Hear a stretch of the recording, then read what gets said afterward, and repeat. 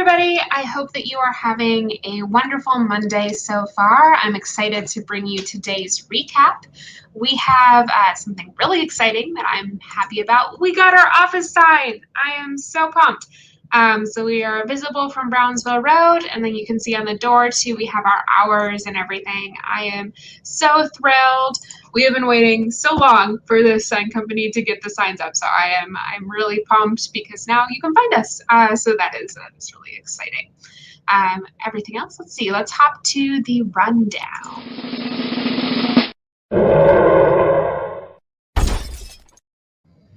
So in Harrisburg last week, the Pennsylvania House passed a bill, HB 63, which gets a big thumbs down from me. Now, I had voted for this bill in committee when all it did was increase the number of people allowed to administer vaccines. But on the floor, something absolutely terrible happened. Folks amended the bill to redistribute vaccines from the rest of the state, including Allegheny County, to the eastern part of the state, which to me is completely unacceptable. I voted against it at that point on the floor, but it did pass. And frankly, shame on other folks who are trying to redirect vaccines away from our very populous county. At number 2, congratulations to the Arlington Civic Council on running an amazing Easter egg hunt yesterday. I was really thrilled to be part of it. They had, I think, over 100 kids when all was said and done. You can see my bunny ears in that picture. I really enjoyed being there. And it was great to organize a cleanup ahead of the time, too, just to make sure that those kids had a nice, clean field to participate in the Easter egg hunt for.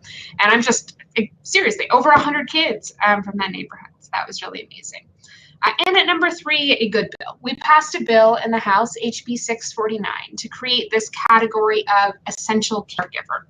This would allow a resident, an outside individual, as their essential caregiver. And that would be someone who, following safety guidelines established by the Pennsylvania Department of Health, would be able to visit their designee during emergency declarations. And this is really important because one of the ways that we ensure high quality service provision in congregate care settings, as high as possible, is oversight.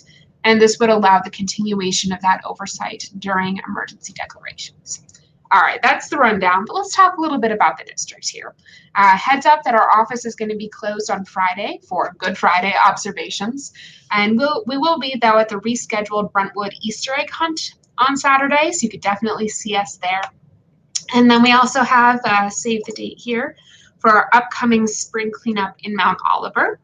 I am trying to organize cleanups in every part of the district. So if you or a community group wants to work with us to organize a cleanup in your neck of the woods, definitely just let me know. You all know how to get a hold of me. But we're doing one in Mount Oliver on April 10th from 9 a.m. to noon. Folks, trash bags and gloves, etc., will be available from the Borough Building and on the day of the event, on the Friday before. And I think it's just going to be really great. We had such a good time in Arlington on Saturday for our cleanup. And there's just nothing more satisfying than picking up garbage and leaving a clean area behind. So I'm pumped about that. And if you want to organize something in your neck of the woods, definitely just let me know. Let's see what else. Oh, we have our blood drive coming up too. So make sure, save the date. This will be the end of April, Friday, April 30th, 12:30 to 6:30 p.m. in the social hall at Concord Presbyterian Church. And, as you may know, our local blood bank has really been struggling during COVID because they just haven't been able to hold as many blood drives. And so their supplies are running a little bit low. So we're going to do everything that we can as a district and as a community to come together to replenish that supply. Let's also talk vaccines for a little bit.